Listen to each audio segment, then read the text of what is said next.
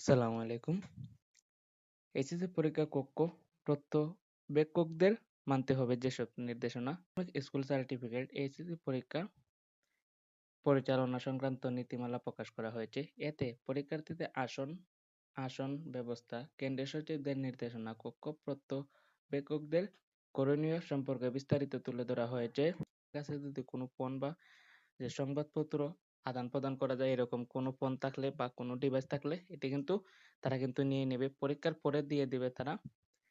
ঢাকা নীতিমালায় বলা হয়েছে স্বাক্ষরলিপিতে এ পরীক্ষার্থীর সঠিক বিষয় উল্লেখপূর্ব উপস্থিতি স্বাক্ষর নিশ্চিত করতে হবে। পরীক্ষার্থীর বিষয় নেই এরূপ কোনো বিষয় উল্লেখ করা যাবে না।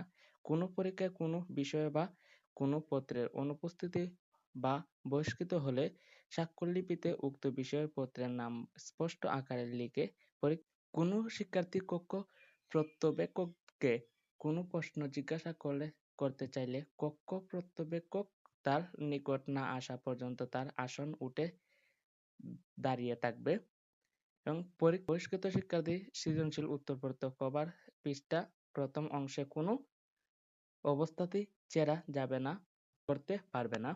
এটি কিন্তু এগুলার কোনো ইম্পর্টেন্ট না। তো এটি কিন্তু তোমাদের কিন্তু পরীক্ষার যে প্রস্তুতি এটা কিন্তু চলছে। তো এই ছিল আজকের ভিডিও। আসসালামু আলাইকুম।